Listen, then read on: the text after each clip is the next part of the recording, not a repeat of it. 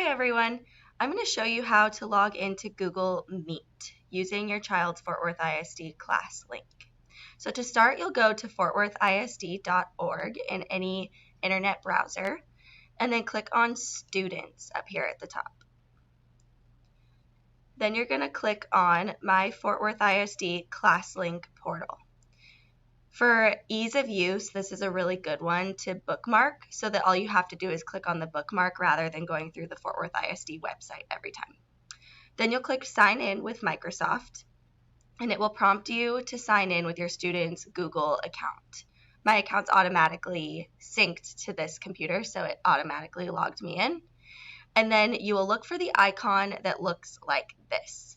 It's a green little, it's kind of blue-green quote bubble with a video camera in it. That will bring you up to Google Meet through your student's Fort Worth ISD account so that they'll have access to our Google Meet. Then you're going to click on this blue button, Join or Start a Meeting, and where it says to enter the meeting code, every single time, all you need to do is type my last name, Rambo, R-A-M-B-O. Then you'll click Continue.